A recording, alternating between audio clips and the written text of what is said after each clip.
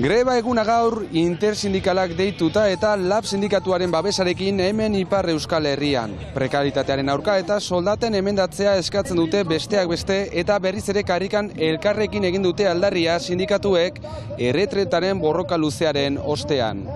Arratsaldeon ikusentzuleok eta Arbonara ere jo behar dugu. Herriko etxe eta oposizioaren artean eztabaida sortu bai da herriko eskola berriaren eraikuntza dela eta Aitor Sagarzazu egon da bi aldeekin eta jarraian emango dizkizuegu xehetasunak eta ostirala denez astebururako planak eta gure proposamenak ere bai gure gaurko saioan. Ez galdu.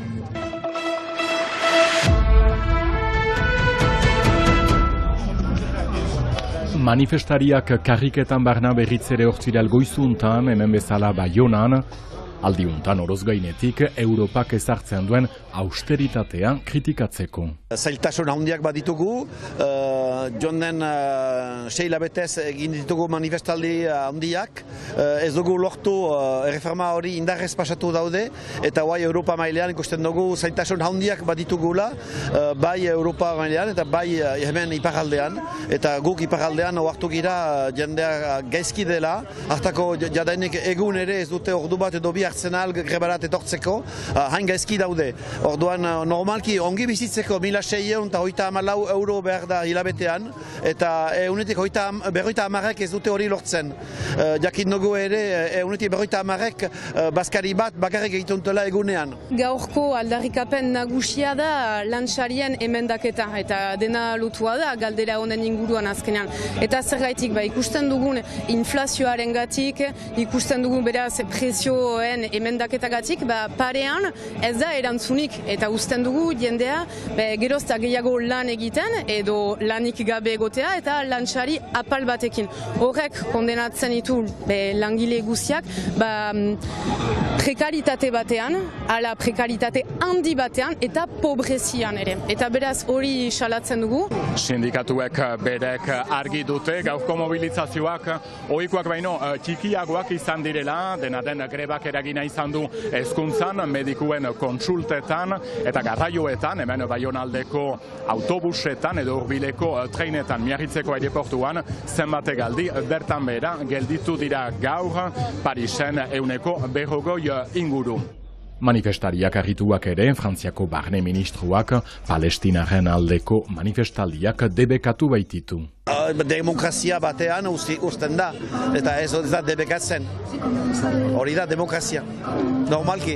Ez da lehen aldia manifestatzea debekatua izan dela, ikusi dugu, greba egunetan eta erretreta erreformetan eta zenbait bortizkeri izan diren manifa salbaiak egiten zirenean, zelen hori posible da ere egitea, hori nire ustez argi da eta errepikatu behar da. Baimenin gabe manifa batzu antolatzen ahal direla. Beraz, salatzen dugu, noski eskubide hori kentzearena ez da lehen aldia eta horren kontra borrokatu behar dugu, zeren usten badugu hor gaia honekin, baina beste hainbat gaiekin, laster eskubiderik, askatasun eskubiderik gabe geldituko gira.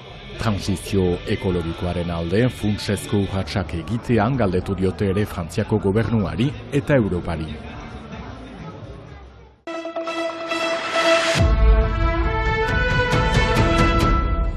Ura, karrotuak dira Arbonan eskola publiko berriaren proiektuagatik. 2015ean, herriko kontseiluak erabaki zuen erekin berri bat egin behartzela aur guztiak ongi aterpetzeko. Une école qui est vieillissante et pas réglementaire et impossible à agrandir sur place. Egungo eskola zahartzen ari dela eta proiektua garatzea erabaki zuten, herriko sarreran. Baina oposizioak hautatutako eremua hondakindegi bat zela salatu zuen. Hastapenetik ukarran genuen, hemen etzela egiten olako proiektu bat, hondarkindegi bat izan baitzen. Hondarkindegi pribatu bat.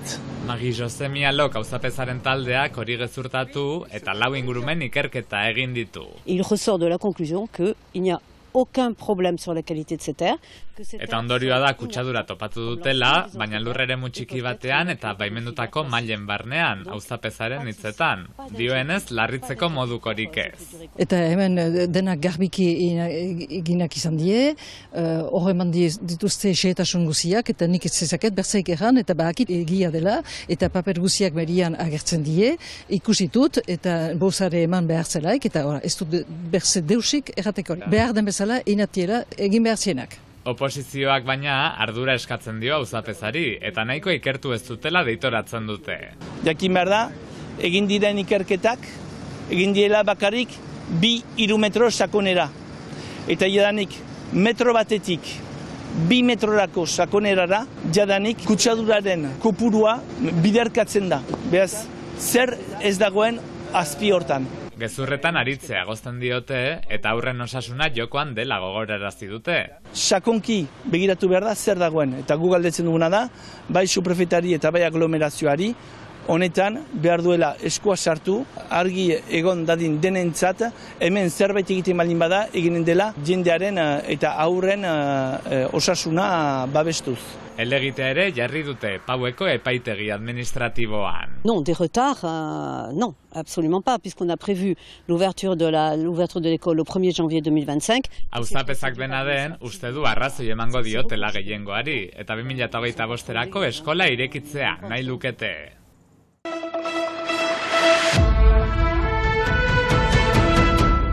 Arratsalden berriz, hemen gaude asteburuko planak aurkezteko ostirala izanik, eta lehenik eta behin bertsolaritzarekin hasi behar dugu, ezta, Frank Delosar? Bai, hala da, bertsolaritza ze gauza edera, egun hauetan Xilaba taldeka jokatzen ari baita, Ipar Euskal Herriko bertsu xapelketa, baina ez banaka, baizik eta taldeka, gezurra ematen du, bertsolaritza zertan ginuen duela zonbait urte, kasik desagertzekotan, Matinta Salvador, ondotik Laka, Xampun eta gogoan ditugu, eta amets eta sustrai ziren gazteenak, orain zaharrenak, zeren ondotik, norbaitek lan egin baitu bertso eskola hauekin, eta ikusten dugu taldekako Xilaba hortxe, irailaren 22an hasi zen 3. edizioa, eta azaruaren 18 arte, aieran jokatuko da finala handia, tarte hortan zonbait emanaldi, eta erran bezala asteburu hontan. Begira, gaur arratsaldean 7:00 Azparnen Xuriatean, Trago eta Pintxo, eta han bi talde buruz buru, nor baino nor,